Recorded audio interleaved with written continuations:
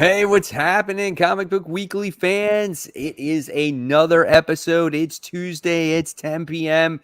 Eastern Time. You guys are here joining us. Well, maybe not too many of you yet so far, but hopefully there'll be a bunch of you joining us tonight because we got some great stuff for you.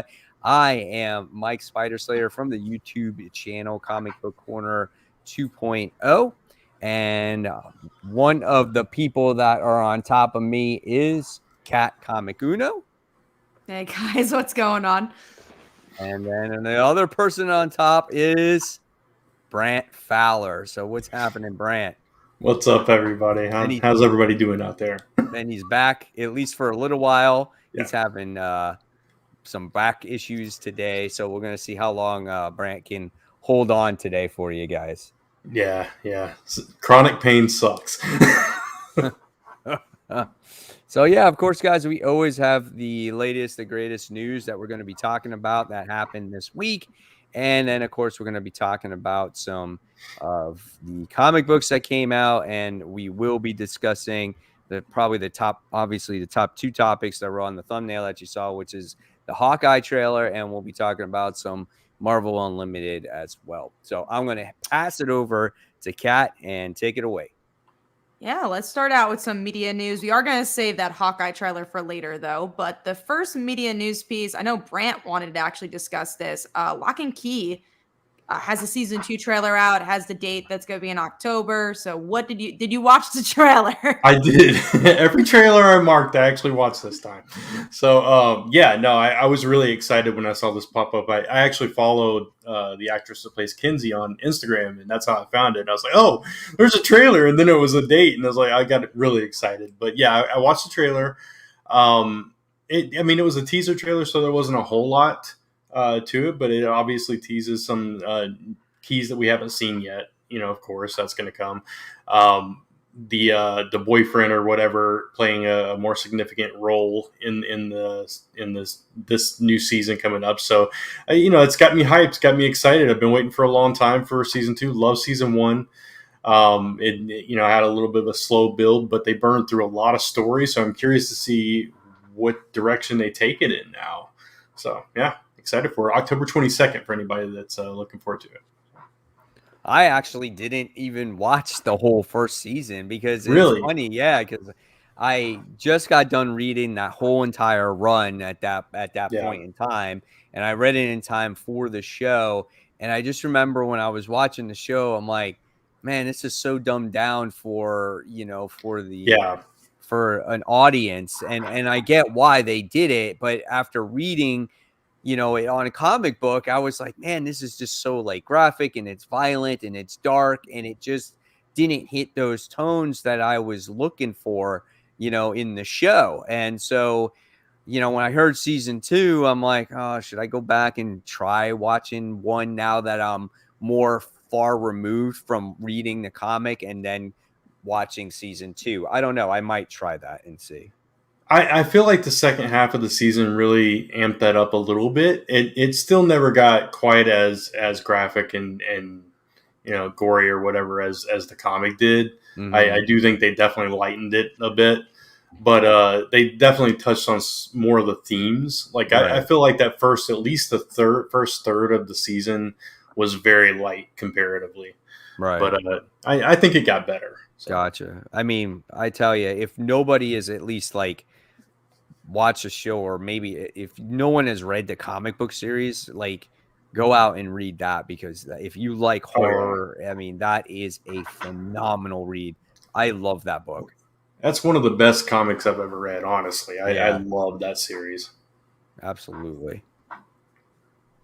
Right. All right. So now we're going into the next thing, which is Injustice Gods Among Us trailer came out for the animated movie. And they also announced a cast for that as well. I didn't really look into the cast too much, but the trailer looked good. It looked exactly like the comic, which is always a good thing and a bad thing, in my opinion, because when you adapt completely towards the comic, it's like, why am I watching this? I've already read the book. But then when you're so far removed from the comic, it's like, oh, it was nothing like the comic. So I feel like there's always a sweet middle ground where you kind of do your own thing. But, you still feel like, like shows like The Walking Dead, I think, is a good Yeah. example of that. Whereas, like, some stuff happened with the comics, some didn't. I wish more of those animated films were like that, because I do think it needs a little bit of its own personality to, like, get in there. So, Brant, did you watch Injustice: Gods Among Us? And I'll be back in a second. Yeah, I did watch the trailer for this, and it is very very in line with the comic. But it's been so long since I read that series. I mean, I played the video game, when the first one when it came out. So I mean, I still have that memory, but it's been a long time since I read that comic. Yeah, it's pretty faithful, but I'm like you with Lock and Key, Mike. It's like I'm so far removed from that now that it's going to feel more fresh to me, and I'm excited for it. So, yeah, I am too. The only thing is, what happens in the beginning of that series, you can never forget, right? So right.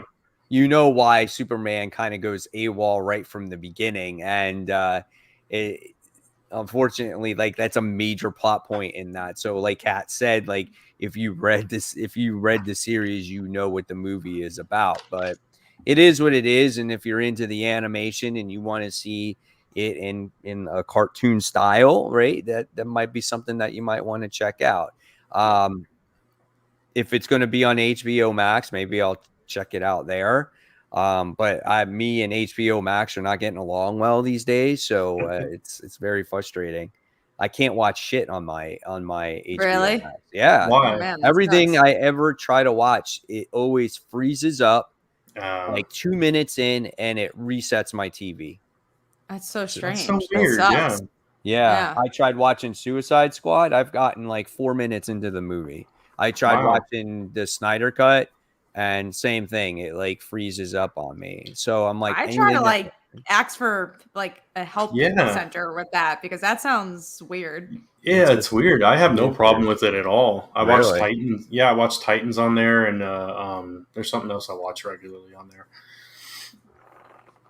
Yeah, that's weird. Hopefully HBO Max works for you, because I'm sure that will be on HBO Max. Maybe not right when it's released, but like 3 months or so after, I'm sure. They're like, oh, you got your service for free? Okay, well, we'll kind of screw with yours a little bit, Yeah. See, I get mine for free too, though, because technically for free, but since if you have HBO, you get HBO Max, and I never really have issues with it. Yeah, I have AT&T, and I did something with AT&T where they included HBO Max for a year. Yeah. So and so I was like, oh, okay, that's cool. And then wound up getting it, and I think I've watched a couple things on there, but then after a while, like, it hardly ever works now. And the other day I was watching, like I said, Suicide Squad. I almost wanted to freaking punch a hole through my TV because it just wasn't working. But I don't have any issues with Disney Plus. I don't have any issues with Netflix. I don't have any issues with any of the other stuff. So it just seems to be like it's HBO Max. So weird. Interesting. Yeah. Hopefully that gets sorted out soon. But we are going to move on to the next thing, which is, there's always a He-Man news piece to talk about, but this time it's She-Ra, and she's getting a live action project. I think it's a movie or TV. I don't know. It's either a TV show or a movie that is not going to be based on the cartoon. So it's going to be its own thing, which I like the cartoon. So I don't know if I really care about a live action thing that's not going to follow Katra and Adora, but I guess we'll see what happens with it. It's not really my fan base. I saw can't think of her name at the moment, the one that voices She-Ra. I don't know who voices She-Ra. Amy something. Anyway, she tweeted something about Cachadora recently, like in the past couple of days. Yeah, she was like, Cachadora is canon. She was like trying to like be like, that's it. Let's make that canon and stuff. She's fun to follow on Twitter. You should look her up. She's very opinionated and very, very brash with her opinion. So it's fun. But yeah, anyway, I like the show. I haven't finished it yet because it's one of those that Lisa and I watched together. So I'm way behind on it, but I've really enjoyed what I have watched. So I'm a little bummed that they're not connected, but at the same time, I'm curious to see what they're going to do with a live action She-Ra because we've never seen that. So I'm call me intrigued, I guess. I never knew I'd be in a point in my life where I'd be like, there's too much He-Man shows out there, too much Masters of the Universe. It's like, when did we get to a point where he became like Batman of Netflix? There's like 5,000 shows out connected to this universe. Nostalgia, I 80s never nostalgia. even thought in my wildest dreams would I ever see a She-Ra live action show. No. Right? I mean, especially after that He-Man one. You never thought you'd get anything after that. That was awful. Oh my god. I love that somebody says, what about He-Man? I'm like, He-Man's got 5 shows. We just talked about it. She-Ra's got nothing right now. You're complaining to get one She-Ra thing compared to, he's like, but we need a live action He-Man. The other 3 shows aren't enough. The comics, the shows, the movies. Yeah, we tried the live action He-Man. It didn't go so well. Oh boy.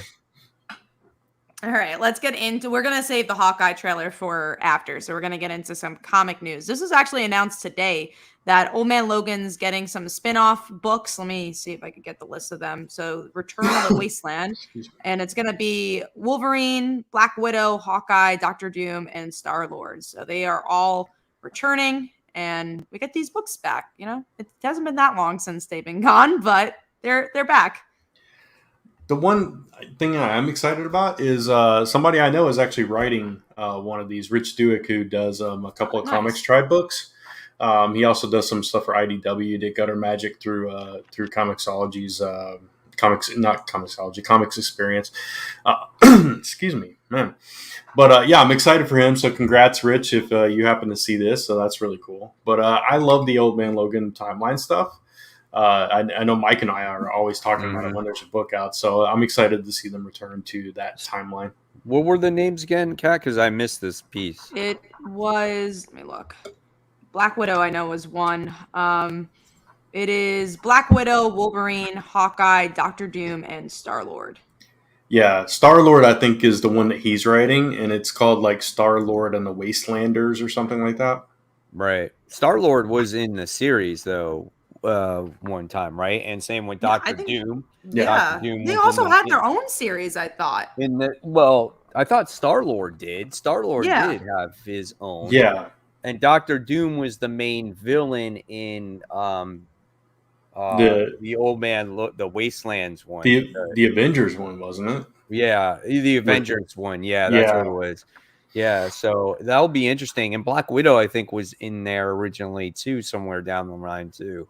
So I guess maybe we're just going to be getting more like individualized stories of them in that time period. Seems like it. That's cool though. I'm for it.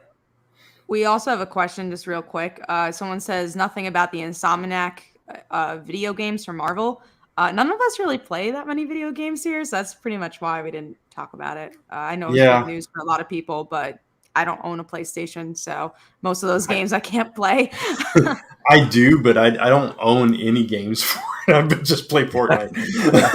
It's like, I mean, I'm dying to play Spider-Man, but I've got like so many video games that are still wrapped in plastic on my shelf, and I don't have time to play games. Exactly, time. I'm making YouTube videos, reading comic books, working jobs. If I add video games in the mix, none of the stuff that you see here today would ever happen. The same, Fortnite's the thing I play like when I need a break or need to wind down or need to de-stress or something because I don't have to think about it. I just go in there and shoot people. That's a terrible thing to do. Hey, sometimes you got to take a break and that's what you're doing. So anyways, that's why we didn't talk about that. So sorry about that. You're talking to the wrong crowd. Any other thoughts on the Old Man Logan stuff? No, that's cool. I'm looking forward to it though. All right, moving on. Written well. I mean, we can only hope, but from what I remember you guys said about the previous ones, they were all written pretty solidly. So next up is that Avengers Forever is a thing. It's written by the writer of the current Avengers, so maybe it'll connect. And we find out that it has to do with multiverses. So I thought it was going to be like X-Men Forever, where it was, just previous stories and continuations of old stories. But no, this is actually multiverses. I don't know if I'm that interested though, because I'm not reading Avengers, so I don't know if I care. I will check it out just to see. I'm gonna check it out. supposedly a big book that's going to be coming out. But I just want Jason Aaron to be done with Avengers. That's really what it comes down to. Like, we really need that at this point. Like, I thought he would be done, and he's not. And I'm like, man, how much more story do you have to tell? But as far as I know, there's so many people who are just not digging the run, you know? So it's like, oh, man, just, I don't know. We need someone that can write a good team Avengers book, right? For sure. And I guess Forever won't be that. right. And I do read Avengers right now because I'm curious to see what's going on with, She-Hulk, Jennifer Walters, and what's going to be the outcome of that story with her being the Red Widow. But now you'll get the ongoing, so you could drop Avengers and just read that. It's just so pathetic. Avengers is so sad right now, but I don't even know, man. I don't even know why I'm reading it. I guess I'm just trying to get to the big issue, the big story that's supposed to come, and we'll see what happens.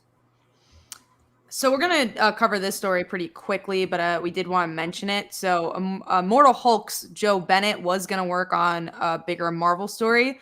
But finally, Marvel has fired him because this has been a long time coming since the incident with him drawing the anti-Semitic things in Hulk. And he has said some nasty stuff over the years, like transphobic stuff, anti-Semitic stuff online, and this is it's been continuously happening with no apologies, even though I don't, that wouldn't be enough.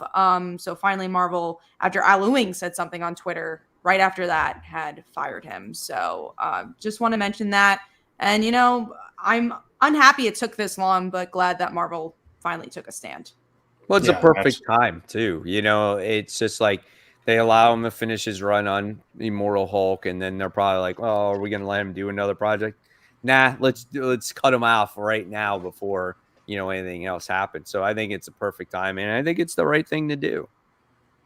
Yeah, people are saying, "Oh, well, he's a great artist." He has said some nasty things online, and that's been proven multiple times. Like it's like lists of things. It's not one thing. It's like 20 things he's done, and anytime like someone's like, "Oh, looking for an apology for it," he'll just continue doing it. He'll just like continue egging it on. So like that's proof in the pudding that happened there. So if they feel like he's not a fit for them and causing controversy for them, it just makes sense to just cut ways. It's unfortunate because yes, is he a great artist? Absolutely, but you can't be going around saying shit like that. So. Absolutely. Yeah. So we want to just inform you guys about that one. So next up is going to be Mark Waid is to work on a Black Label Superman book with Brian Hitch. Brian Hitch is doing a lot. Supposedly Venom's also delayed for like 2 weeks because of, most likely artwork. So Brian Hitch is doing a lot, it seems like. This one hasn't been officially announced. It was more of like he said on Twitter that was happening. So I guess it's kind of been announced, but it wasn't announced through DC. But the only reason I want to discuss this is like finally a Black Label book that's not Batman. So I'm like, okay, I'm probably not going to read it, but at least it's not Batman. Exactly. Yeah. We've had enough Batman. We don't need more Batman. And it's Mark Waid. So if people like him on Superman, it's great. Right. Yeah. And I probably won't read it though. I don't need another Superman. I don't read any of Black Label stuff, so it's like Yeah, I can't think of a Black Label book that was like, I think the only Black Label book, there's one that was announced that I was like, oh, that seemed interesting. I think maybe it was like Jeff Lemire or something was writing something. I'm like, okay. Yeah. I'll read it. If they did kill the Jokers from Jeff Johns, if they did a second series of that, I would buy that. Yeah, that would be good. Was Harleen Black Label or was that something else? That was Black Label. Okay, that was I enjoyed that. Out of like the 20 books that are coming out, we might have gotten 1 or 2 Black Label books. Exactly. I also hate collecting it because they never are regular size books. They're always these really big books, and I'm like, I don't know what to do with this thing. So that's the Black Label story. Next up, it's funny because Mike was talking about this literally last week. That he was like, I'm going to drop Hellions. Well, Hellions is canceled. And Madeline Pryor is going to show up at the end. When is it being canceled? December. December. Hey, Mm-hmm. that's perfect. I mean, I read it. I mean, it was just in my brain, I'm psychic. No, I mean, listen, it's unfortunate. I know people really like that series, and the real reason why I'm dropping it is I fell about 3 or 4 issues behind, and so I'm reading it, and I just feel lost with it now at this point, and there's no reason to continue it. Now there's just an excuse. I'll be like, oh, okay, it makes it easy, just to drop it. And it's not like it was like a groundbreaking title. You know what I'm saying? It's some people say, well, it's the best X title, and it's not saying very much these days because there's not that many great X-Men book out there, right? Yeah, they're getting to the end of that story anyway. How long can you drag out him holding Psylocke's kid, right? Yeah. And now the cat's out of the bag with this latest issue. So it seems like the writing was kind of on the wall for that anyway. Where do you go with them after that? They're going to fall apart anyway. So Absolutely. So after that, we have a new Sorcerer Supreme is going to be announced in December. So I mean, obviously the question is who's going to be the new Sorcerer Supreme. I saw some people like make lists. Obviously, Magic was one. There was a really interesting one. I don't know if it was on this article. I was like, oh, that's cool. I mean, Wiccan. Nico was one. I was like, oh, really Scarlet cool. Witch. Scarlet Witch is dead. Yeah. No, she's dead. Nico doesn't have the staff anymore, so it'd be really interesting to see something else done with her. I like that. I like that theory actually quite a lot. I would love Nico. I feel like because like Scarlet Witch and Magic are the two go-tos. Like Dr. Voodoo is a go-to. Wiccan, I could see just because he's been kind of like in the forefront a lot, so I wouldn't mind that. But yeah, I don't know if I want the obvious choices. Emily from Strange Academy. There you go. that was the real reason for Strange Academy to find the next sources. I would definitely pick up Strange Academy again if that was the truth. But we'll see what happens. I'm glad we finally got a date for that. I actually am interested in this more for the mystery aspect of who's going to be the person taking over than Doctor Strange dying. I don't quite care too much about that. But David Berg thinks you're right, Mike. He's like, seriously, Mike's right. It's going to be Emily. I would it'll die. Be interesting. If that was the case. I would die. I don't know how well that would sell, but who knows? Maybe it'll I don't know. Like in the beginning of the series, she was like the special one. You know what I'm saying? She has, she brought what's his face back to life. The Dormammu's son. Yeah. So I don't know. I mean, I think she actually.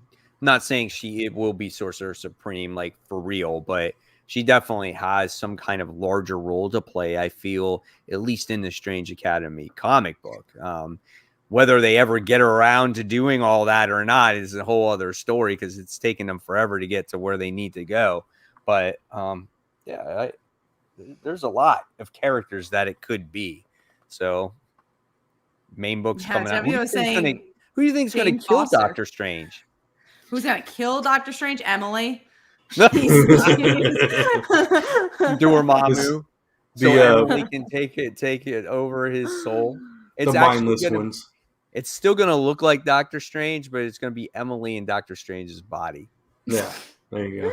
Yeah. Oh, God. I honestly don't know. It's definitely not going to be Jane Foster at all. That was an interesting theory, though, Tevia. Yeah, we'll see. I think we're all going to get issue 1 at least, and maybe that December issue will depend how good issue 1 is for me to get those middle issues. But I'm gonna try it out. So next up, before we talk about our big stuff, which is Batman Family releases a webtoon, which I believe both me and Brant read.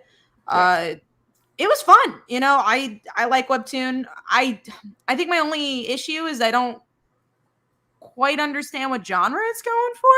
Because it's not really a superhero book. It's kind of a slice of life book, but it's also not a slice of life book. So I'm curious to see like who the target demo will be for this. I know they're trying to get that webtoon audience, but I think they need to like kind of feel out exactly what they want to do with the comic.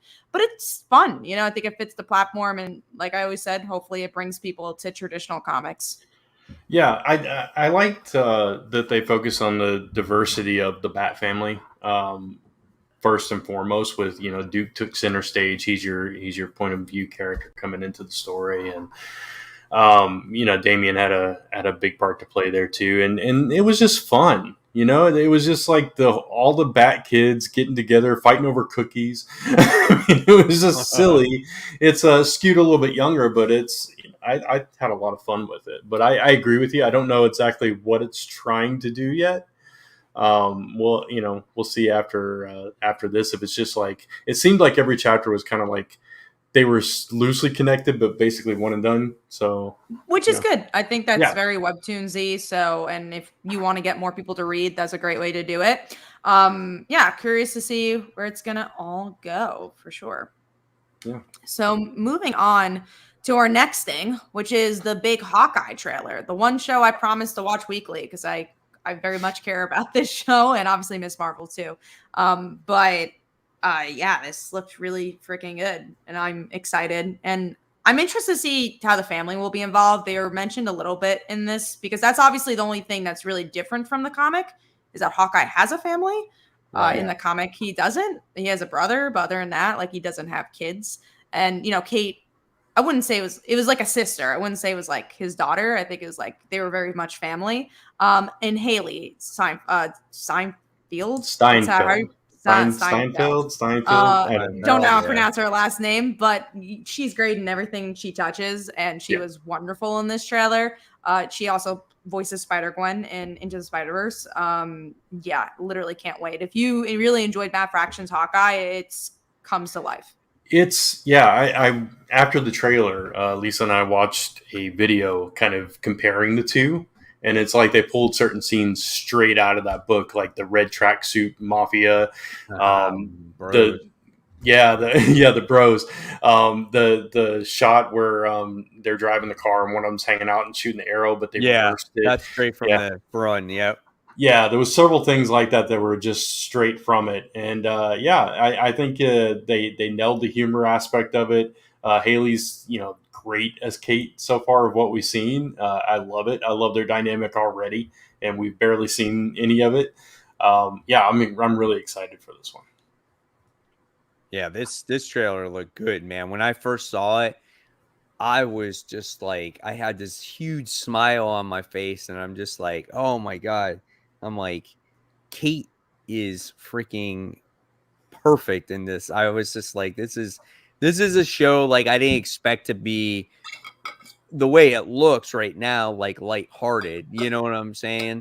And also, it takes place during Christmas. Yeah, I love that. Which is phenomenal because there's a lot of things that you remember in regards to Christmas, especially shows, movies, and you tend to watch them over and over again.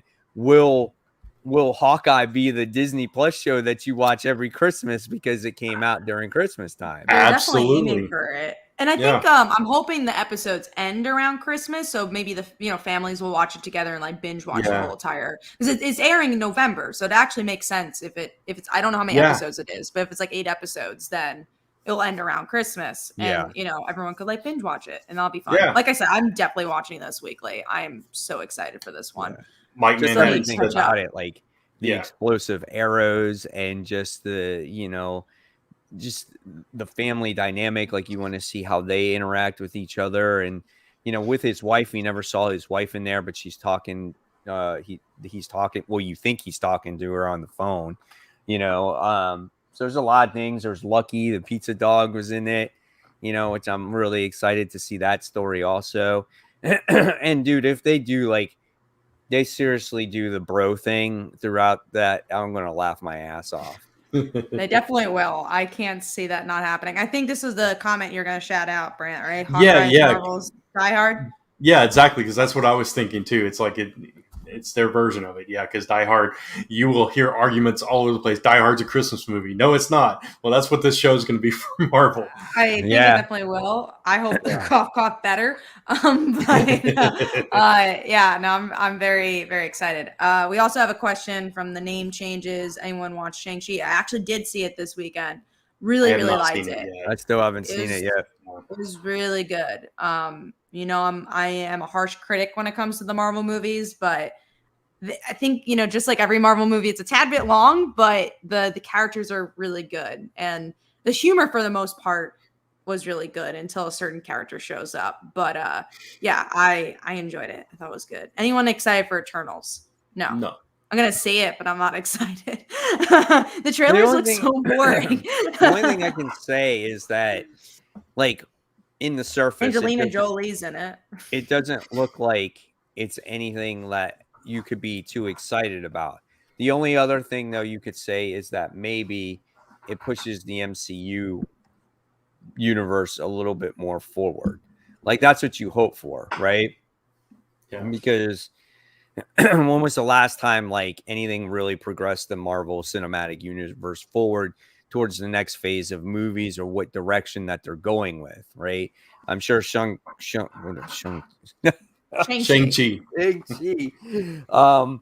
is a movie, but it doesn't really progress the universe forward. I may be wrong on that. No, you are correct. There's like, just like every Marvel movie, it's like, oh, here's an ending that they will be connected to other stuff, but the movie is pretty standalone if you've never seen a Marvel movie, or if you don't want to watch any more Marvel movies.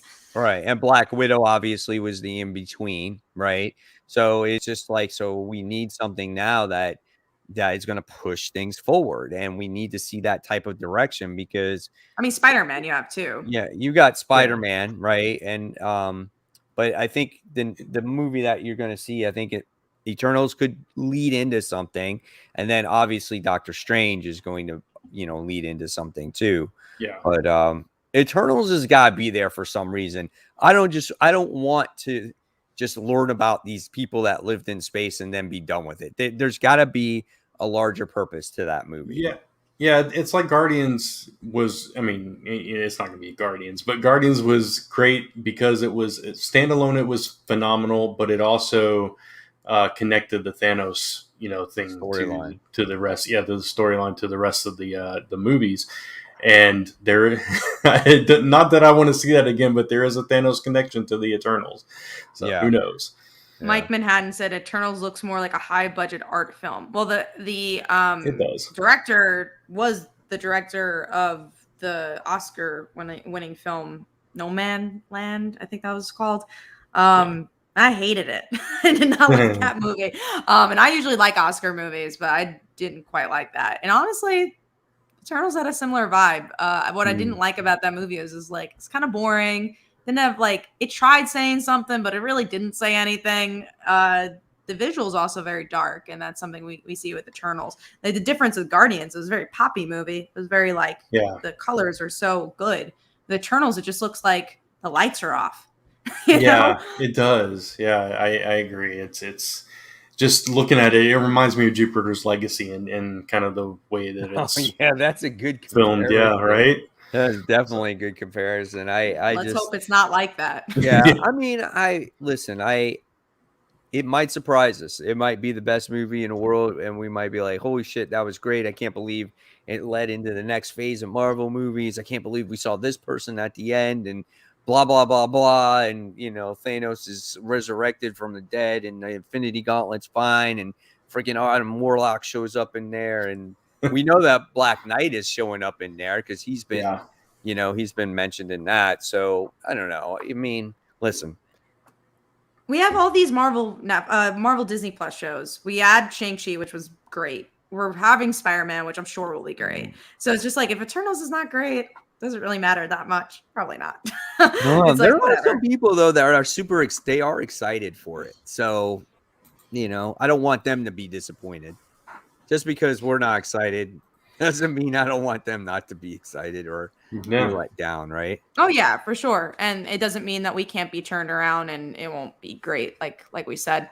So let's move on to the last news piece here, which is Marvel releasing exclusive comics on their digital platform, the Marvel Unlimited app, which I think they're calling the run's called Marvel Infinity Comics. So the stuff that they have here is the Jonathan Hickman story we already mentioned. It's Jeff, which is actually written by Kelly Thompson.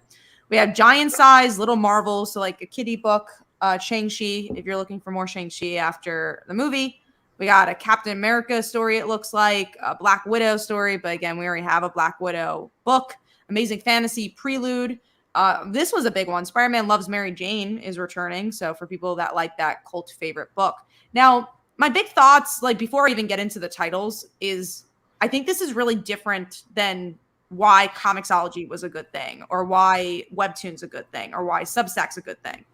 Because you're not getting any new people to read these comics. You already have this Marvel fan base there that have Marvel Unlimited. I don't think this is going to get a lot of people to read these books. I think maybe they're trying to get traditional people to read digital books, but I think that's the wrong way to look at things. We want digital people, which is a lot higher numbers, to read traditional books. So I just feel this is such a weird move. If this was on Comixology, I would feel so much better. But because it's on the Marvel Unlimited app and you need to get a subscription, I just find it all very weird. It's also weird because new books that hit Marvel Unlimited are only available like 3 months after they hit the stores or digital release. So it's like if you're a weekly reader like us, and you know obviously we have to for this show, plus we like to, you're not going to be able to do that through their app. But this new stuff, I mean, I think Kelly Thompson said that hers is supposed to be weekly. And you can't read it anywhere but this app, which kind of sucks. Because I love Jeff, and I would read a Jeff comic book, but not on Marvel Unlimited. You know what, though? I feel like, though, a lot of those titles, like most of them, are more geared to a younger audience, the way it looks. Are they reading Unlimited, though? I thought it was older people reading through that app. I don't know. And maybe that's what they're trying to get. They're trying to get a younger audience. Maybe they're trying to get the people that are more attached to the electronic devices to be like, here, check out these exclusive books, you know, on the Marvel Unlimited app. I mean, listen, the Marvel Unlimited, we talked about it actually last week, which was funny. And now this news dropped like a couple days later about the whole revamp of the app and everything else, which I think is all good. But you're not really getting anything extra for, you know, it's just it's got a new logo on it and it's got some exclusive comics. The price is the same. They didn't change, like we talked about, the release dates of new comics. And I feel like if digital wants to take it to the next step, that even DC, Marvel, whatever, they got to release these books sooner. Like before it was 6 months. Now it's 3 months, which is an improvement. But a lot of people don't want to wait 3 months to discuss a comic book with their friends, right? So it's like you need to, at least minimum do it a month. And especially then maybe you're it might be worth it. $60. It's just such a big price point for what it is. And I just find it also strange. I just wish Marvel was teaming up with somebody like Amazon or something else. Because then it's like, oh, you're trying to get kids. Great. Like, because the thing is, okay, you're trying to get kids. Kids don't have $60 to spend. Their parents have to spend that. So it's like, what is, again, what are you gearing towards? But we did talk about that too last week. But like, I feel like their library of stuff is worth the money because you can read anything and anything that you want. Like we talked about that. Like, when you used to read, you know, Spider-Girl and all the old stuff, you know.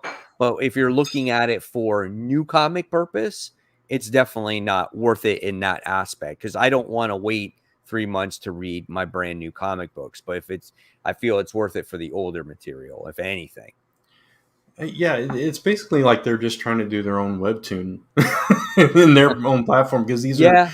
They're formatted specifically for mobile devices. So, you know, just like a Webtoon is, it's, you know, the format's different than a physical comic would be. So why not just use one of those, like do the DC thing, find one to team up with? I don't know. I don't understand it either. I don't know what their game plan is with it, but you know, I guess it's good for people that do have subscriptions to Marvel Unlimited. They'll get some new exclusive comics. They'll get some Jeff. They'll get some Mary Jane. So Jeff the Landshard, man. That's cool. It's like that would have been a cool physical book where kids could go in the comic book store and get a Jeff story. That's so disappointing. Yep. The question from Sweet Exorcist says the question is: are younger readers going to read books or on an app or physically? I think it depends. I think they'd read a physical book, but they need to find. The thing is, like Webtoon. Why Webtoon is so great is because it's free. So yeah, kids are reading that because it's like a YouTube video. Yeah. So like yeah, they're gonna read it digitally. But for like buying a book, I don't think they're getting it either way. Right. Like someone else has to buy it for them. Yep, I agree. So I think that's all the news. Sorry if you're hearing any background noise. But yeah, let's go into. I wanted to talk about obviously buy visibility for a second. So let me jump into that first, and then we'll go into some comic books. So let's see. So here's buy visibility. We have half the campaign left, and we're almost to. I mean, we're at 826 backers, which is amazing. We're almost at $20,000, which is wild. And it's exactly what it sounds like. It's a bisexual anthology ranging from romance to high fantasy. So even if you're not bisexual, there's definitely a story in here for you. We have, a spy story. We have, again, a fantasy story. So yeah, hopefully you guys can go check it out. And that's it on my side. So I guess we'll jump into the comics. Yeah. I do have a question. Mike says, "Are you sponsored by Webtoons?" I wish, man. I just have a Webtoon, so I love the platform. Like I'll put the link in the description, but I release a Webtoon weekly on there, and I think it's just such a wonderful platform. And it kind of reminds me of the early days of YouTube, and except for comics, it's really cool. Lisa, which is my days of YouTube, that's classic right there. Yeah, Lisa, my wife, she reads a lot of comics on Webtoon. Like she reads that more than she does actual comics. So it's just a popular, cool platform that you can get things in smaller chunks and for free. So that's always good. That's funny. God, the funny thing is we were all around during old YouTube days. Yeah, I know. That's definitely the crazy part. It's interesting because like what I find with Webtoon is that it's more community based. Like YouTube used to be YouTube. It used to be about like the person and not companies. It was easier to find videos. Like now it has to do very heavily on algorithm that not even the best YouTubers can figure out. But with Webtoon, it's like literally whatever's been posted most recently in that genre, you can find it. So it's easier to find things. I think it's easier to communicate with people. And I miss that through YouTube. And that's something I really see with the platform of Webtoon is that it's just easier to connect with people and easier to find your product. I guess it depends on the product you're doing. But like my Webtoon, we've been up since July, I believe. It's September now. And we have about 14,000 subscribers. I have 15,000, 16,000 subscribers on my YouTube channel, and that's been 10 years. And in like 3-4 months on Webtoon, I almost have that amount. So I think it's just an interesting platform. Yeah, that's cool. All right, so let's jump into some comic books, guys. I don't know. For me, I didn't feel like it was like the biggest week, and it wasn't the best week. 10 books, yeah. So you'll be quite surprised with my top 5 this week. So we're going to jump into the very first book that I surely didn't read this week, and that was Black Manta issue 1. Kat and Brant actually read this book. Did it live up to your expectations, guys? No, it was. I didn't like it was there. Yeah, it was there. Yeah, it didn't connect to. I was just gonna say it didn't connect to the Aquaman, the new Aquaman series, and I was like, oh, that's a missed opportunity. It was just kind of like Black Manta doing his thing, and I was just kind of bored. Yeah, same. It was just, I don't even remember everything that happened in it. That's how. Those are the worst comics. You're like, it's just very forgettable. It was nothing there, and me and Kat talked about it this last week, and she's like, "Mike, you're not picking up Black Manta?" I'm like, "Nope." You were right. Yeah, you were right. I think he was trying to put some crew together to do something, some kind of heist. I think he was like trying to be an anti-hero. It was weird. Yeah. And that was like one of the first books I read, and I don't really remember what happened in it. Yeah, and it might have been the first book I read, at least one of the first two. I don't know. I didn't love it. Well, if you guys like Black Manta in the comments below, let us know. All right, so we're going to quickly move on because no one has anything to say about that book. So we're gonna move on to let's talk about May's This is a book big issue one. 1 first before we get into the Amazing Spider-Man. Okay. So May's book is a book that's done by Jeff Lemire. And actually, when I saw this book announced when I did my new #1 series, and I was like, "Oh, Jeff Lemire does this book. I'm gonna have to pick this up." And I totally forgot to pick it up at the shop. And then a couple of my viewers on my comic book call was like, "Mike, you didn't get May's book? Like, what's wrong with you?" I'm like, okay. So I made it a thing to read it, and then I told Kat, I'm like, Kat, I think this is pretty good. You might have to read this book. It's just an interesting, cliffhanger at the end of this book. So in case you guys haven't read May's book, and just to let you guys know, there's spoilers in this discussion. So May's book is written by Jeff Lemire, and it's about this guy, and it's kind of a depressing book, actually. It's kind of like if you suffer from depression, like I wouldn't recommend reading this thing. But Oh, this it's guy, very depressing. oh Yeah. yeah, this guy obviously lost his daughter somehow. We don't exactly know how. She's just missing. She She's supposedly got that red died. sweater. Yeah, right. And so he finds himself that he's just doing the daily routine, just going to work, just doing everything. He's got nothing, nobody in his life. He feels that the memory of his daughter is fading away. And then all of a sudden, just one night, or actually it was 2 nights in a row, he got a call at the same time at 3:15 a.m. And it winds up being his daughter, and his daughter is like stuck in the center, she says, meaning that she's stuck in a maze. And in the memories of this guy, he remembers his daughter like doing like maze books and stuff like that. So it just hooked me on those last 2 pages. I'm like, holy shit. I'm like, what is this? So that's what made me want to go pick up issue 2.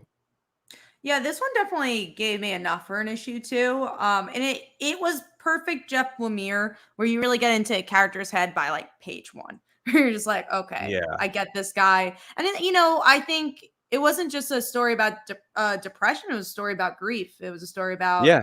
Losing how his you lose daughter. someone and you might not remember what they look like, and you're sad about that because Yeah. I think that they say like the first thing that goes is like someone's voice, right? That's the first thing you forget, but then you start forgetting their face, and then like you kind of make up parts of them because you can't quite remember correctly. So I found that very fascinating, and that kind of hooked me. And I agree, like the ending, was like, oh, that's really interesting. I won't Yeah. say it was like a family tree for me, where I'm like, oh my god, I need issue 2, but it was definitely like, oh, issue 2 will be interesting. Right. And you make a good point, because even when he was trying to remember his daughter, he could not remember the face. So you notice how the face was not drawn on the pages of the book there, right? And then he said, "Oh, I used to go into this room and I used to remember everything, and now everything's becoming more fuzzy." And I like the simplicity of the art. I'm not Yeah. usually a huge Jeff Lemire art fan. Like is a very distinct style. But for something like this, especially the colors, it really worked. Yeah, absolutely. I agree with you. So yeah, I'm definitely going to be checking out issue 2 to see how the story, like, this was obviously set up, and then obviously we're going to see where it goes from here. So definitely looking forward to that. All right, so let's talk about the biggest convoluted story ever in like comic books. But I was happy they did get rid of the one story they retconned. But man, why did it take 72 freaking issues to get to this particular point? We didn't need to do that, but this is Amazing Spider-Man issue 73. What did you guys think about this book? I'll let Brant go first. Throw me under the bus. Yeah, of course. So I kind of got excited for a minute when I thought maybe it's not Harry, it actually is Gwen, and then I got sad when it wasn't. But my biggest takeaway was retconning that whole Norman Gwen relationship, so that made it a positive. Yeah. in my book. Absolutely. I didn't think it was terrible. I think we've definitely read worse issues of Spider-Man. I agree that the whole story is convoluted. The swerve is that it's still Harry, which kind of sucks. The writing was also just like not good. Like the dialogue work was It's not good. It was kind of all over the place and a little confusing. I had to read a few parts a couple of times to make sure I understood what was going on. But yeah, it's it was okay. I read the issue twice. Yeah, I read it I did, twice. and I'm I sorry. had to research because listen, we read lots of comics. I don't remember everything that happens in every single comic and every single story. I'm not one of those people that retain everything, right? I'm really bad that way. I even have tough times explaining myself, right? So, so I did a lot of research on it, and I was like, man, this book is not for new readers, not for anybody. So if you've only read this run or even Dan Slott's run, you're not going to know what Sin's Past is. Yeah, You're not that was going to such a know long that. time ago. Yeah. And even when they tried to cram it in this book, it just seemed very confusing and you had to go back and reread it again. That was my issue with it, really. Yeah. I mean, my biggest issue is that, yes, it's wonderful that they retcon this, but it's not a story that's really affecting current continuity at all. It's just like in our minds, I had already retconned it. Like, I'm like, oh Sure. yeah, You don't totally need forgot. to retcon it. It wasn't Yeah, a it's like, who necessary cares? thing. And the worry is that this has been the build up the whole time, and we all thought it was one more day, but it was really this story. And if that's true, I'm gonna be pissed off. Yeah. We only have one more issue left to see if this one more day thing is gonna happen. It's 80 pages though, so it's gonna be a big story, and they still leave it with Mephisto and Strange. And my theory was what if they're gambling for Parker's soul or to break that contract, right? So that was the big thing. So it's just like, oh, if Peter survives the Kindred situation, maybe Mephisto says, okay, contract broken, things get back to normal, But does Aunt May die then? Because that's why the whole thing happened to begin with. Spider-Man's dying. Spider-Man's dying in that next arc. So maybe that's the trade-up, is that he has cancer. I don't know. I don't know. That'd be crazy, but I'm not sure. But yeah, I mean, that's what it is. Spider-Man, it is what it is. And there was just so much to unpack in that, and it didn't need to take 72 issues to get to that part, Agreed. So we'll see what happens with it. And then the dead Harry Osborn I think it's actually Harry, right? And don't you think that the other one is Gabriel? I didn't even really catch that. It could be. I didn't, honestly, I was a little confused by all of it, so I didn't really catch that. The one that was in the cell with Carly is the actual real Harry, right? That's what you're saying? No, I thought it was I still thought it was Gabriel. That's what I thought. Okay. I don't know. I'm still confused. Hopefully next issue explains it to us. Because Harry is Kindred, right? Some version of Harry. Some version of Harry, that possesses people that look like that used Sarah's body to. I can't even explain it. It drives me. It pisses me off. It is something insane. Once I saw Gwen, I was like, "What's going on?" That's what I thought it was. I got out of it. I'm like, it's Gwen Stacy. I'm like, I was excited about that. Yeah, my first thing was Kindred. Oh God, yeah. Well, technically, I guess it was her clone. It was clone.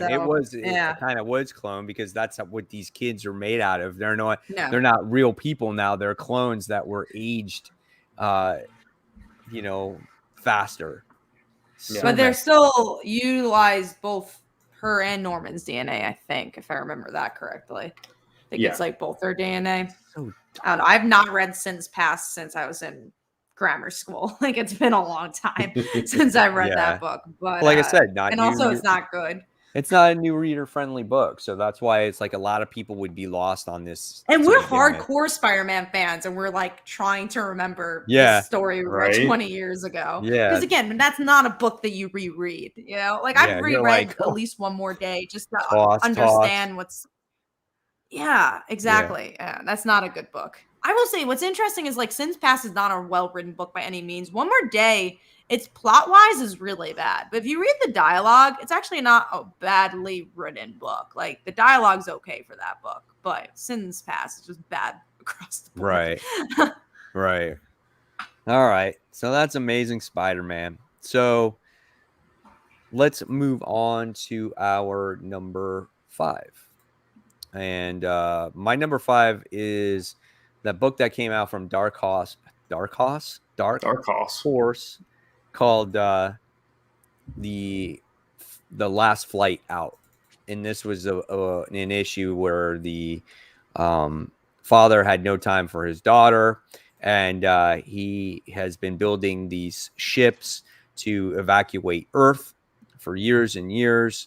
And now the last ship is about to take off, and the next window for the next ship wouldn't be for years from now, and the Earth is going to be inhabitable for the next 6 years. Will be inhabitable for 6 years. There's certain people that are staying behind because they feel that it's a bunch of bullshit. But with this architect, the guy that actually built these things, his daughter has gone missing, and he never had a relationship with his daughter.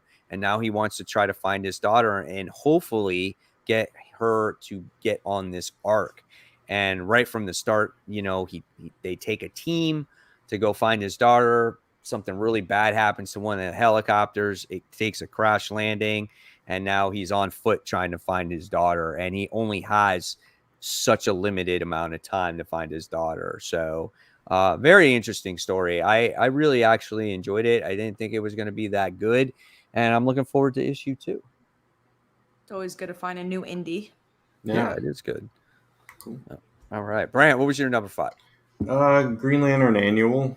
All my books, like you talked about earlier, it's just like they're okay. Yeah. I didn't love anything this week, unfortunately.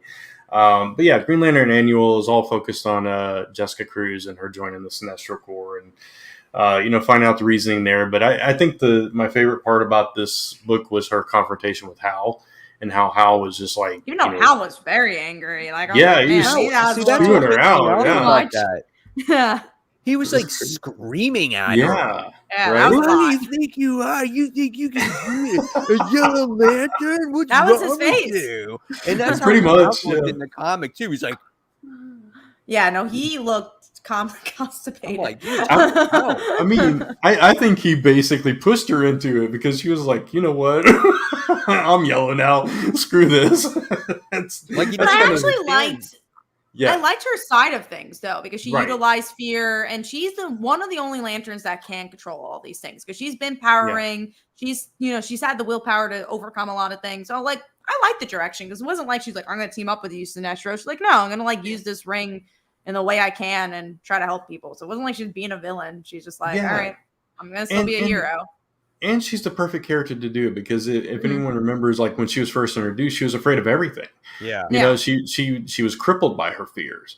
So the beauty of the poetry of it is that now she can use that fear to do something really good. Yeah, and with the absence of the Green Lantern Corps, why not join the Corps that's in power and try to change them from within and do something, meaningful there. Out of all people, come on, Hal has been, using that power a lot in his day. Exactly. Yeah. Yeah. I just wish he wasn't such an asshole to her because he should understand that she would have died too if it wasn't for that. She had no ring, right? Yeah. So, I don't know. He was just a jerk. I hated him there.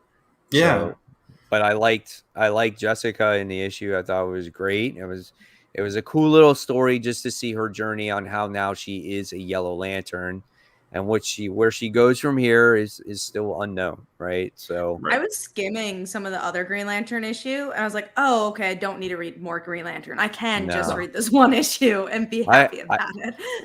I don't like Green Lantern at all anymore. It's just kind of boring. This was a different writer too. The annual, I think, is a different writer than the regular series, so it really was just a one-off story. Yeah, this is I am actually finished with Green Lantern. I'm done with it. I feel like it's really veered off from the main story from where it started off. And Simon Baz is like this cybernetic robot guy now. He's in Yeah. the arm. Like, he should have just died. Like, they should have just killed him off and maybe come back later on. And then the cover has what's her face on there, Teen Lantern, and she Yeah. was in one panel of that issue, and it was just like she had nothing to do with the book whatsoever, hardly at all. And it was just a very boring, very forgettable John Stewart, just It was all about Joe, right? The one from that yeah, maxi a little series. bit, yeah. Yeah. And She she was confronts Sinestro, and she talks with Yeah. him for a little while, and he's like, "How do you get your power from your ring?" And she's just like, "I don't know, it just happens. It's just Yeah. it never fades out." He's like, Yeah. "Oh, interesting." And it's like they sit around and they talk, and then she's just like, "Well, I just gotta go now." And he's like, "Okay, until next time. I didn't kill Oa. I wouldn't do that. If I did, I would have left my stamp on it." I'm like, this is dumb. I'm like, this is just boring. And then you get to that, and then you go back to John Stewart's situation, how they have no power rings, and that leads all into that future state story stuff. So Yeah. it's a waste for me. I agree. So we got to talk about Green Lantern. We'd even, that one issue, and we'd even have it on the list. All right. So let's move on then. Oh, I think I have to. Cat didn't get first. God, I'm sorry. We had such a long conversation. My bad. Mine was Daredevil issue 34. 34. It was a pretty solid setup issue. It's their final battle towards Bullseye. I still don't love the Daredevil stuff, but once we get to the end, I was like, okay, finally, get into the good stuff. And then I really liked Elektra in this issue. But yeah, it was a good build-up issue. Yeah, it was really good. The Elektra stuff and Typhoid Mary showing up in a Daredevil outfit, I thought was really cool. And you got the Lady Daredevils going after the Bullseyes. I thought that was fitting, and I'm glad they at least explained the stuff that was going on with Daredevil with Matt, because I didn't understand why. I didn't even remember that he was infected with something. I don't know where I Me missed either. A drug or whatever it was. I think it was King in Yeah. Black, was it? Huh? Was it during King in Black? No, it just has to do with a drug that the warden would administer to its inmates. Yeah. It's like in the prison. It's like seeps through or whatever. We probably weren't Okay. reading at that point, Brant, because I think we Maybe. both picked Yeah. up Daredevil when Elektra became Daredevil. didn't So Find Right. this out until just recently. okay. I don't remember that even happening. Yeah, No, it just happened.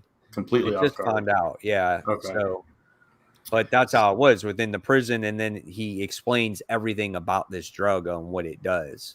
So I Yeah. found out that was pretty cool. How the prison system is only interested, obviously, in the bottom dollar, and by affecting the prisoners, it was when you release them, it forces them to be angry. It has them commit more crimes, which puts them in prison, and then when they attack other people, it gets them affected, and then it's just like it's almost like an apocalyptic situation. So Yeah. but all about the bottom dollar. That's what it was. Jose. We do have a Yeah. question. Yeah, you could Go say ahead. it. Go for it. I was going to say, he said, Jose Trevor said, is Daredevil starting over with a new creative team? Not exactly. They're going into an event after, I think it's issue 36, right? Yeah. They're going into an event, and then it's supposed to relaunch after the event, supposedly with the same creative team, but we don't know for certain yet. So Either way, they're doing the event. So yeah. All right. So That was my we number talked 5. about that was Cat. That was your number 5. So now let's talk about Dead Box issue 1. I wish Brant would have picked this up. I actually like this book. It was Really? it Yeah. was pretty good. It was good. The thing I didn't like was the actual TV movie part of it, like their little sci-fi adventure. But I really liked the rest of it. The things surrounding it, like this girl who works at this convenience store because of her father owning it, couldn't go to college because her father's sick, and then you find out her dad's really something's going on with him by the end of the issue. Yeah. But yeah, I genuinely like the characters, and I think from what it looks like, they're going to be focusing on different characters every issue. Yes. I don't know. Yeah. That's kind of Yeah. interesting. I like that. So Yeah. I'm interested to see where it goes. Yeah, the movie has to do with what's going on in the person's life. So the movie had to do with the girl that was working in the store. It's called lost between two worlds, and basically it was whatever's going on in her life. If you decide to rent this movie from this movie machine, it's giving you a story of what's happening. So kind of what the movie was saying, because Brant, when you read this book, it's like watching the movie, and it's saying that if you don't do something, you're going to be, before you know it, your life is going to be over. You're going to be lost. You're going to be old lady, because her dilemma was, should I go to school or should I take care of my dying father? And the movie, when you were reading it, had to do with this human who, well, let's just say this. There was two worlds. There was Earth and an alien world, and they got in contact, and we had friendly relations with them. So they were trying to find a person to go send to their world to be like, oh, look, an Earthman went to the alien world and they got along. The issue is that it took way too long for this guy to get there, right? It would take 50 years. So they still decided to do it. They said, oh, by 50 years, he'll be there. So they send him out into space. He's traveling. 50 years goes by, right? He loses his family. He doesn't have any more messages. He gets old. He's withered down. He finally gets to this place. The alien species is all excited to see him, and they're like, oh my God, this guy is disgusting. This is the Earth guy that we were supposed to see. And so what happens is, like, when he gets out of the rocket, they allow him to eat his food, and they're like, you're out of here, dude. And then they send him back. They send him back on the rocket to go send him back home. So he wasted his entire life for this one thing. And that's kind of what this movie was towards. This girl was just basically going, hey, if you waste your whole life taking care of your your dad, you're going to end up like this. There's going to be nothing left for you. And then if you paid attention to the last page, Kat, the father that was dying, he also had a DVD on this counter, and it was called The Vanishing Man. So I did notice that it was called. I didn't connect that was probably his movie, but that was his movie because he's slowly vanishing away, and nobody is going to remember this man. Wow. Yeah. So no, it was. And stuff. also you get this. Yeah. Oh yeah, no, it's Mark Russell, so of course it's gonna be a deep book. Yeah. It's all social commentary, but they introduced some of the supporting characters as well. You're like, oh, that couple's probably gonna have a movie, and it was interesting. Right. It was cool. Yeah, because it all takes place in this like little small rural town, and the people that rent these movies, they never hear of them before. But that's a description that it gives you. It's just that the dead box knows more about its citizens than the citizens know about themselves. Oh, for sure. Someone asks who publishes it. It's Vault. It's Vault. Yeah, very interesting concept. I really enjoyed it. So I'm looking forward to issue 2. And I think it is. It's going to be like a bunch of one-shots. It's like, it takes place all in this same town, but it's going to be a different story each time. Right. No, that sounds really interesting. Yeah, I have to check it out. All right. So let's talk about the other book that has an event out kind of right now, and that's Batman issue 112. Batman. What is there? I mean, there's a lot going on, right? There's you look at Batman dealing with Scarecrow, and you got now you have Magistrate or what Peacekeeper X that is going to go after Peacekeeper 1 because he's tripping on Scarecrow's toxin, and then you got Queen Ivy, Dark Ivy, whatever you want to call her. You got all these little different story threads going on, but I felt like this issue still didn't really progress anything. Am I right here? That was the biggest issue. It's kind of like, it's kind of like the Spider-Man effect, where it's like, oh, there's like 5 different plot lines where they like have 2 pages, and then that's it. And they focus on like the villains. I do not like. I do not care about the future state stuff. Honestly, I don't even care about Scarecrow at this point. And then the little stuff I like, I'm like, oh, cool. Harley and Ivy interact. I'm like, cool. That was one panel. Great. Yeah, exactly. It's like Gardner intrigues me, but we get very little about her. Queen Ivy looks cool, but we got like one main page about her. It's exactly what Kat said. And I don't care about the Magistrate either. They're boring to me. I don't want to see future state come to fruition. That was a cool little what if kind of thing, but I didn't want like I wanted whole them run of to it. find a way to subvert it. Yeah. Yeah. So it's kind of bumming me out that it's all headed there because it's like, oh, we've already read that, so we don't want to It's go taking back so to that. long to get there too. Yeah, And it like, oh is. God. And like you said, we already read it. But like when we read it, I don't think any of us were that impressed with it either. So it's just like, man, we're building up to something that is not that interesting. Exactly. Yeah. The best part I liked was the beginning when Batman was trying to escape Scarecrow and he's just seeing all these hallucinations and he injects himself with like the antidote or the adrenaline and he's like tripping balls like right before he starts clearing his head, and I'm like, man, that's intense right there. And then that part's over and I'm like, oh man, that sucks. I'm like, then you go to Saint like reliving his days when he introduced Peacekeeper 1 and all that other stuff. And the other part that I like was Cassandra, how she winds up knocking out Batman. I did like that part. Yeah, that was cool. That almost made my panels. And then you wind up getting Oracle, who sits there and says, all right, well, let's re-explain the story and what's going on. In case you did not read that Alpha issue, that's basically what she was doing there. Yeah. So for sure. Yeah, little redundant. So yeah, some nice little spots like you said, but overall it's just I'm ready to move on from this whole thing. Right. Tevi says Peacekeeper, what a joke. Honestly, I agree. Yep. Let's see. Jace Trapper says one of the problems with all of these events is that they don't really matter much when they are done. They're already pimping the next, or maybe pumping the next event. It's exhausting. Yeah, I mean, I don't know what's going to happen with Batman because I know a lot of people are talking about that there's going to be another crisis that's going to happen. So how much of this is going to matter? Like for a lot of Tanyan's leaving. So it's just like there's a crisis. You can get the worst case scenarios that happen, but if you're going to have another crisis, then all that stuff is going to go away. Well, I mean, there would have to be to fix all this because in Future State, everybody was dead. Yeah. I mean, a lot of people were dead. You can't leave them dead.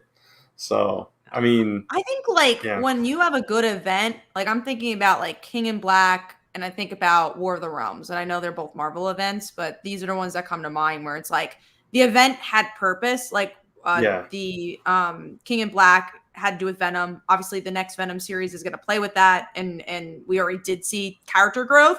And War of the Realm, we're still seeing consequences of Valkyrie and all this other stuff. So those are the events I like, and I think this could have been that if Tanyan wasn't leaving, because we saw that with War of the Joker War or whatever it was called from a year ago, where it's like, oh, that affected things, and it was a good story and it was a good event, but there's a lot of internal things happening.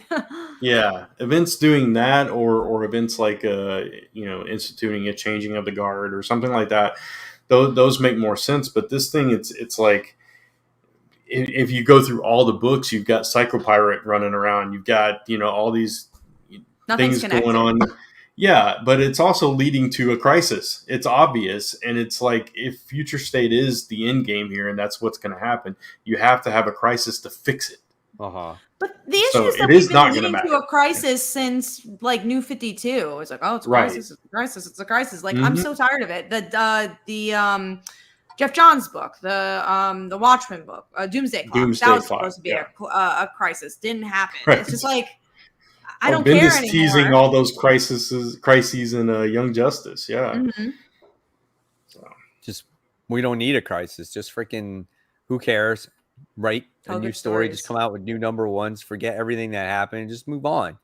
We don't need an event just to start over again. I just can't stand that stuff. It's driving me crazy with it. I don't know, especially if it's taking 3 years. It's frustrating for me. I am dropping more DC comics, and I just hate doing that. And it's just I'm not enjoying them like I should. I feel I'm only enjoying the stuff that are so not connected, like Crush, like Wonder Girl. Right, and that's the problem with everything so connected into whatever their end game is. It's basically put everything into stall mode, and it's, we can't enjoy those individual stories of these characters because everything's leading to these connected events, Right. unfortunately. Right.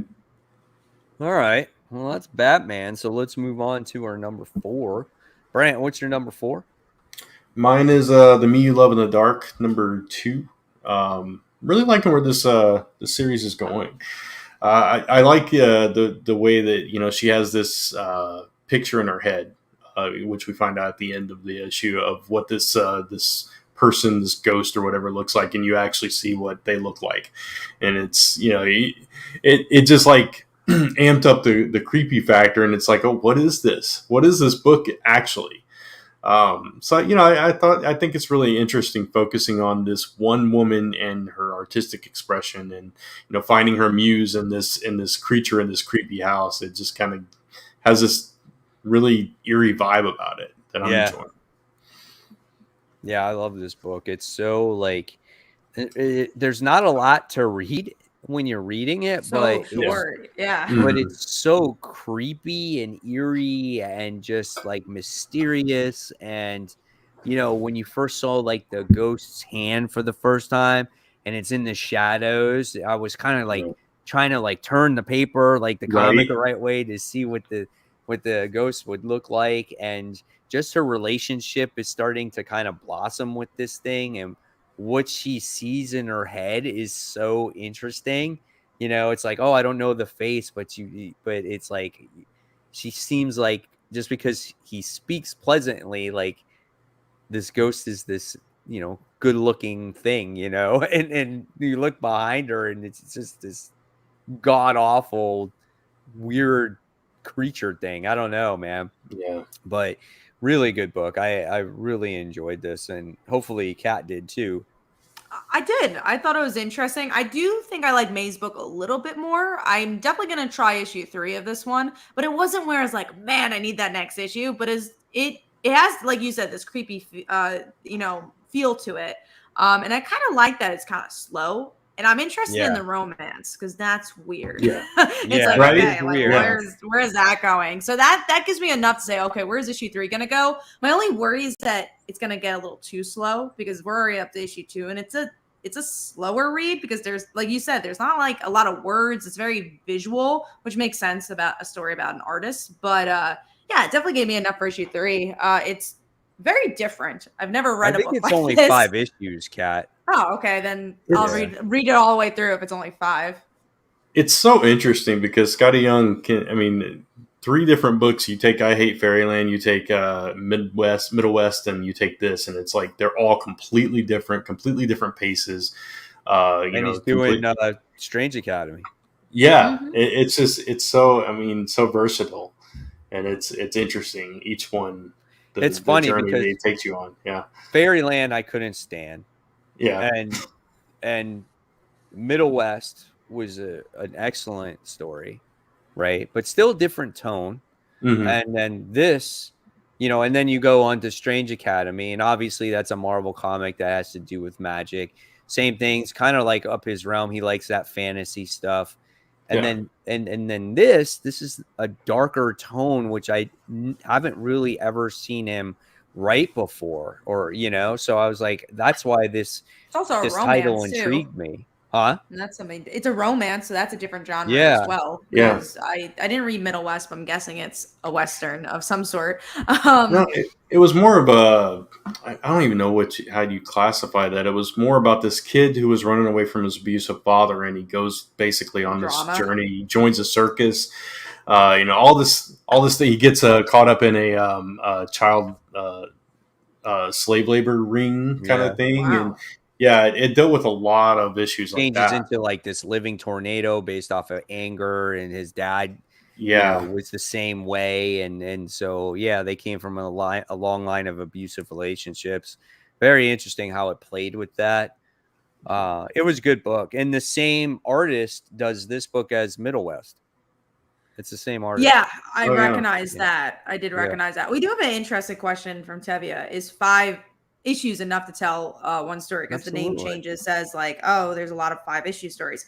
The reason you do it is like, it's easier to pitch for a company like, let's say, Image or Dark Horse. It's like they go for the miniseries because you don't have to invest as much money in ongoing, which tend not to sell as well, because once you get to an issue 7 or something, those sales are going to go lower. So with a miniseries, or even if you make a sequel to that miniseries, it's easier to sell. And yeah, 100%. You could tell some really good stories in 5 Well, look issues. at You could Stray tell a good Dogs, story for in 5 example. pages. Stray Dogs. I never say like, oh, that's too little of pages. Like, I think you could really tell a good short story. I think you could tell a really good miniseries. Yeah, it all depends what you use your real estate for. Yeah, it definitely depends on the story that you're trying to tell too. But we talked about this in relation to like TV shows too. It's like a lot of British shows would do like the 6 and 12 episodes, and now you see a lot of Netflix and stuff like that do that format, because you can be really concise and focus on all those little plot points, instead of dragging this thing out for 24 or 26 episodes in a traditional Americanized serialization. Yeah. So I think the same thing applies to comics when you're not talking about mainstream characters that have to have that longevity and keep reinventing. You're talking about independence. I think that format is actually preferred. Unless you're telling like this big epic sprawling story that needs that space to breathe. Right.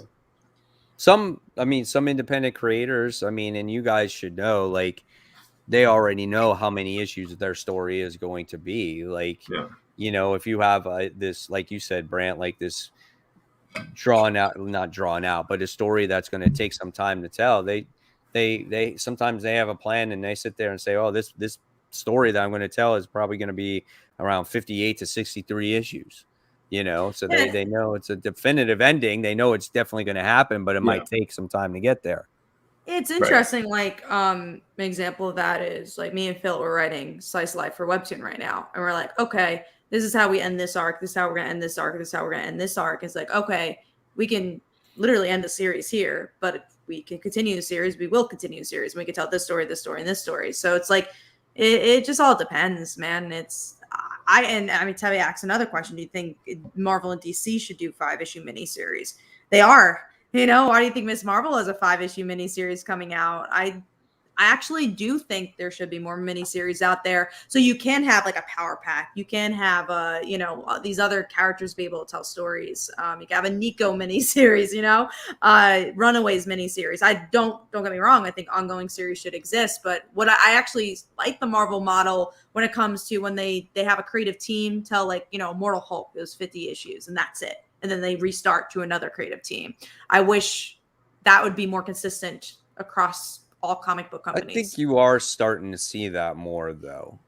I've noticed it when I'm reading titles. There's a lot of titles that are not long. And then there's also a lot of titles that are announced, that say they're ongoing, and then all of a sudden they end, like Hellions, like, for instance. It's like, okay, how long did you think Hellions was going to go on for, right? You can only tell that story for so long. So they'll have 19 issues of it, or however long it lasted, and they're like, 19 issues, perfect. Trade paperback, let's put it on the stands. We'll resell it that way.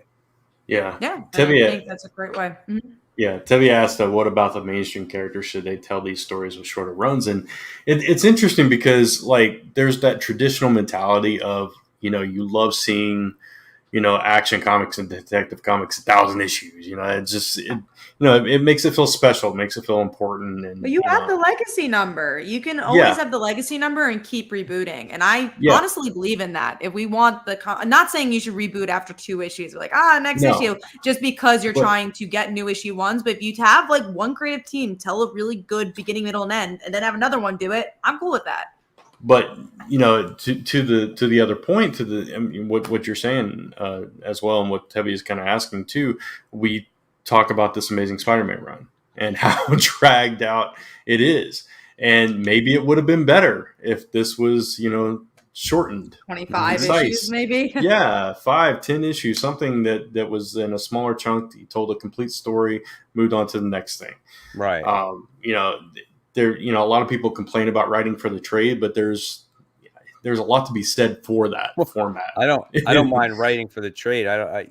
He's writing for the omnibus. That's basically it. Yeah, exactly. Well, because the writing for a trade is like who I think does it really well is Brian K. Vaughan. He writes for the single issue, but he also writes for the trade. He's doing it all at the same time. Where I think you need to be aware of how you're releasing things. Like again, I go back to Webtoon. Like I'm being aware of how I'm releasing it as a Webtoon, but I have to also be aware of how I'm releasing it as a single issue. And then I also have to be aware if we're going to collect it, where that's going to end and how that story flows. So I think you should be aware of all mediums and try to make it readable in all mediums. It's absolutely. I agree. All right. That's a good conversation right there. All right. So I lost track of where we're at. We were at number 4. I think we're on number 4, and I think Brant might have been Brant went. I did not go yet. I didn't go yet either. So Kat, go ahead and go. Mine's Dead Box. We already talked about it. All right. Okay. My number 4 was what did I put down for it? Oh, Daredevil. Mine was Daredevil. So, all right. So let's move on. We talked about Daredevil. We talked about Green Lantern Annual. So let's move on to our number 3. And my number 3 was Dead Box. So that was mine. And Kat, what was yours? Mine was Mighty Morphin, issue 11, I think we're up to. A good issue that builds into this kind of like bigger galactic war that's going to happen with Zordon's people. And also the question of, where is Zordon's allegiance stand? And there's some good interpersonal conversations between Matt and Kimberly, Billy as well, seeing if he's even still friends with everybody. So I think it was a well-balanced issue, builds into an interesting arc. And this is a good series. For some reason, I couldn't connect with this issue as well, and it may have been when I read it or whatever. But I do like I liked all the character interactions, and I like the flashback to how Zed came to be, basically, which I find that very interesting.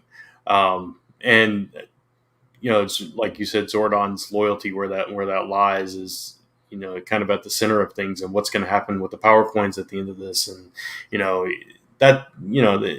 you kind of know it's how it's going to end, but at the same time, that journey is very, very entertaining. But for some reason, I don't know, I was just slightly bored with this issue. I don't know why, but yeah, so that's why I didn't make my top 5 this time, but I enjoyed elements of it. All right. So that's Mighty Morphin. Go Power Rangers. Brant, what was yours? Mine was Crush and Lobo, number 4, I think it was. Not as strong as some of the other issues so far, but I still enjoyed the stuff with, as brief as it was, I enjoyed the stuff with her and, is her name Katie? With the finger painting, I thought that was cute, and just kind of thinking back about that, and, trying to figure her way out of the prison and that kind of stuff. I mean, there wasn't a whole lot to this one. Not a lot of progression, I didn't feel, but I still enjoy this series. And she is out of prison, though. So that's good. She did get out of prison. So, yeah, a little bit of progression, I guess, then. Yeah, I thought this was a solid issue. I liked the humor. There's some good action in it, the good emotion. This is definitely one of my favorite DC titles. I know there's not much of a competition, but it's still very good. This is a very solid issue for me. And like I said, it was a well-balanced issue. And artwork's really good for this book. Oh, yeah, for sure. And I think her roommate tried to eat her head again. In the prison mate. There was great moments like that where she's like, I'm not Lobo. Just let me eat my goop by myself. Like, there's some good one-liners. Right. Exactly. It's 40. All right. So next we're just going to jump right on into number 2. Since we just talked about the books that we're going to talk about. And my number 2 was The Nice House on the Lake, issue 4. That was the big finale yet, or that's issue 6? No, that's issue 6. All right. There was a big cliffhanger here, though. Yeah, huge cliffhanger on this one. So it's just like in this issue, we see some time progress by. It's like almost like a month later at this point. And we get to see that you find out how our house guests actually receive all of their packages. They basically write this list, and like it shows up at the front door the next day, which is so interesting, right? And we have one of the people, I forgot her name. Was her name Molly or something like that? Yeah, it was something like that. Yeah. Where she's just completely like she's pretty much lost it, right? She misses her family, she misses her husband. She writes this list like I want my husband back. Then she starts requesting like a straight razor and things like that because she wants to check out. She wants to kill herself, right? Yeah. So what happens is one of the other roommates winds up getting a razor, and I guess he was going to let her, take care of herself or whatever it is. Literally, we find out by the time we get to the end of this book with all the other stuff that went on is that Walter will not let these house guests die because obviously someone tried to kill themselves and they did not die. And so he goes in front of the rest of the guests and he's like, check this out. Boom. He slits his throat right in front of everybody. And he's like, that he won't let us die. He wants us to find a way to live. And that was how the book ended. It was interesting because that character, he actually had an interaction with Walter in the issue. Like he was the one that always got the mail. Basically, he went out and got all the packages, and Walter was standing there one day, and he was just like, "You could have just told us the rules, man." Yeah, and it was interesting seeing the flashback of his relationship with Walter and how they weren't really close at first, and how he was basically going to be one of the ones passed over, and there was one incident, one night that just kind of changed it for Walter that he made the list. Yeah. So, yeah. You know what's interesting? I did drop this book, but I did see somebody on Twitter say like, "Oh, I didn't realize this was like an allegory to COVID, like people being trapped in their house and quarantining." I'm like, "Oh God, it is an allegory to quarantining," and I was like, "That's really interesting." Yeah, it is. I hadn't really thought about that too. Outside, and everyone's trapped in the house. Very interesting. Yeah, that is cool. Yeah, and seeing how each one of them copes with it differently, like the Molly character, whatever her name was, it was a build up to it, and she just kept asking for mail, and then you were like, why is she so distraught? And you kind of figured what she was trying to get after a while, but then seeing it listed there is like, rope, just enough, a gun, straight razor, you know, all this stuff. It was like this progression of just help me in this. Yeah, it was deep. Absolutely. Very interesting book. All right, Kat, what was yours? Mine was Crush and Lobo. We already talked about it. And Brant? Mine was Daredevil. We talked about it. All right. So then we're just going to jump on to number one. And my number one was The Me You Love in the Dark. I really enjoy this series. Sometimes simple is fine. We go into these overcomplicated plots and just intense artwork, and sometimes the simplest form of art and storytelling is very powerful. So I just really enjoyed it. So that's that. So Brant, what was your number one? Nice House on Lake. We just talked about it. Okay. Yeah. And Kat? And mine was the Green Lantern Annual. So we talked about it. All right. Nice. So that ends the books that we read for the week. Like you said, there wasn't anything that was like, oh my God, it was awesome. Like, there was a couple books I really liked. Definitely not. Overall, it was just I was a little bit underwhelmed by my books this week. Yeah, same. So. On that note, I think I'm going to bow out, guys. My back's really bothering me at this point. Yeah, so. No worries. I'm glad you made it for as long as you did. I was trying to make it to the top 5 at least. So, I appreciate it. And thanks for those that said they were glad to see me back. I appreciate that. And I'll be back next week. So. All right, Brant. See you, man. All right. Feel better. Have a good night, guys. All right, thanks. Bye, Brant. Bye. All right, Kat. So now we're going to talk about the most anticipated. This seems like a little bit of a larger week for this particular week. So Marauders issue 24 is coming out. I know that this is going to be the make or break it issue for me if I truly drop this series for good. I know they have to do with Space Pirates. I don't know how on board I am with Space Pirates, I will give it an honest try. But Marauders has not done it for me for quite some time. I'm surprised the book is still out there. I mean, I'm happy just because of Kitty, but yeah, hopefully it's good. I agree. I feel like the last couple issues has been a struggle. And then we have Fantastic Four issue 35.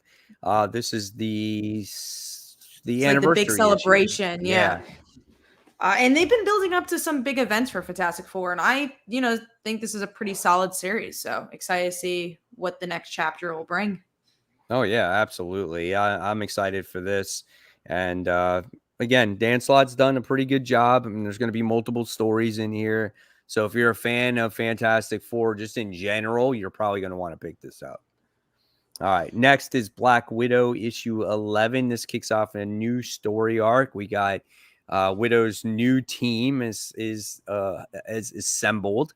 And we're going to get to see what happens with them. I heard, if I remember correctly, in the description, they're going to be coming across these twins, and we don't know if they're friend or foe. And I think Apache's not done yet. I think we're going to find out if he's actually alive or dead. I'm always up for a new arc. I didn't love last arc. I liked some of the character moments, but I didn't love the villain. So we'll see how that goes. But right. I mean, love this book. So if you're not reading it, definitely go check it out. All right. And then we got Kane the Conqueror, issue 2. As this continues the story of Kane and his journey on, how he became to be. I'm looking forward to that one. I thought the first issue was very informative. So if you want to know more about the character and don't have that history, this is the book that you definitely want to read. It also looks like it's building towards something bigger from what we know for the future Marvel events. So that's another reason to stick with it. I think. Yeah, the Timeless event. Yeah, I think that was it. I like the first issue as well. I'm a Young Avengers fan, so I like that version of Kang and the Iron Lad aspect. So right. Yeah, and I thought it was well written. Issue 2 will definitely determine how much this will be on my pull list, but I hope it completely wins me over because I did like issue 1. But I'm like, that could have been a one shot. I don't know where issue 2 is gonna go. Yeah, I don't know. We'll see. And then next we have the book I know that you're very excited for, Kat. Harley Quinn, the animated series, the Eat Bang Kill Tour issue 1. I actually will be picking this up. If I can get my HBO Max to work, I'll watch Harley. But I'm definitely picking this up. There's some gorgeous covers for this book. I saw them and there was like, wow, very passionate and gorgeous artwork with these two on the cover. Yeah, I hope your HBO Max works because this show is phenomenal. I mean, as you know, I have not been watching too much TV as recently, but this is a show like every week I would watch because it's just so good. As like, it reminded me of Batman, the anime series, like in a very comedic and a little foul way. But the actual way they use Batman characters reminded me of that and like telling new stories. And this picks up right after season 2, but I think it'll be pretty new reader friendly for, especially if you know anything about Batman. So I'm so excited for this book. I love this show. And I think it's going to really focus on Harley and Ivy. Something we don't really get a lot in the comics. Right. And something we need if they have this great relationship with each other. It's like for some reason we don't see them ever together, Exactly. Mm-hmm.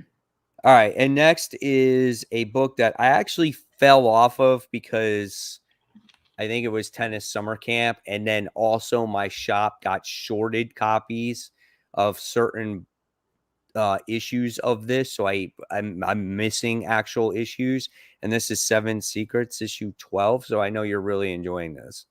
Oh, yeah. I think when your tennis camp started, it started slowing down a little, but now it's picked up again. And the cliffhanger, I believe, was Amon, the villain. He is in a relationship with one of the guys who is still on that team with the 7 people. So that's like he's a mole for this villain, and they're in this like passionate relationship. So they had a really good cliffhanger. So I'm curious to see where that's going to go. Cool. And then we have, here's a book I'm super excited about. Brant was excited about this one too. And this is the Titans book you will have to pick up. Titans United issue 1. I think this is excited. One of 7. So and you're going to get all of your original Titans in here. This is the book again where it's like no Teen Titans Academy. It's no the Titans from the last group. It's going to be like the Titans everyone loves and has been waiting for and was hoping for, I think, with Titans Academy. So this is going to be exciting. I miss Teen Titans, so I hope this is good and will get me excited about the team again. Absolutely. Book that Brant and I are excited about, which is Fight Girls issue 3 from AWA Upshot, where the women battle it out for one crown. So I'm looking forward to that one. And then we have the book that Kat really enjoys, Second Coming, Only Begotten Son, issue 5. I think this is the penultimate before we like end this chapter, so that's gonna be cool. I'm actually surprised this is being released so quickly because it just came out 2 weeks ago. So, but I've never complained to more Second Coming. Always love this book. Cool. And then real quick, we're going to go to the chopping block books that we're thinking about dropping. So it looks like Black Manta is on that block, right? Oh yeah, I'm done with Black Manta. Green Lantern is I'm dropping it again, and looks like Brant is too. Well, he's half chopping it, so he's going to give it another issue. Suicide Squad for me. I heard a lot of people actually enjoyed this issue. For me, I didn't like the annual, and I didn't like the following issue of it either. I just wasn't into it. I don't like how Superboy Connor wind up becoming like Bizarro Superman for the Suicide Squad, and then Amanda Waller like gives him this half-ass potion to make him kind of normal again. So now he's like his own person. It's not, his name is Match. That's what they call him. Did you drop this book, Kat? Oh yeah, I dropped it with like issue 2. They call I'm him done. Match now. So the Superboy that was in the team, he's called Match. So he's not really. I believe Connor. that was a character in the past. I think. Is it? Match is? I think so. Okay. And then it looks like Rick Flag is forming his own team to take out the other Task Force X. So, but the thing that bugged me, and people might not agree with me, is that you got that character Shutterbug that showed up in this issue, and he's kind of like a Deadpool character, which I'm not familiar with who he is. So he breaks the fourth wall. He talks a lot, and I'm just like, oh God, please. And we all know how I feel about Deadpool in the comic books, and I didn't like this character either. So I'm like, no, I can't read this guy. Like, I might be in the minority here, but I was like, I'm not reading it. So I'm actually going to be dropping Suicide Squad 2. So that's more DC stuff that I'm dropping. Green Lantern, Suicide Squad. Like, I think the only thing I'm going to be reading, God, I don't even know now. Now I think it might Wonder be Girl. You read Wonder Girl, Batman? Nightwing, Batman, Superman, the Sun Account Detective, right? Then Guess you're getting Harley and Titans Academy, or Titans. Yeah, Titans. So that might be like Man. 7 or 8 books, maybe. It's not a lot, yeah. And I think I only have like 1 or 2 extras from you. Like I'm getting Crush and Lobo. I think that's it. That's different from the DC books right now. Right. Oh, and I get Batman Urban Legends. I do usually read that. I think I'm getting that actually this week because they have Beyond. Terry McGinnis is in it. So yeah, and they announced a new series with him. So I guess did? that's actually they announced that today. So I guess this story is gonna tie into that.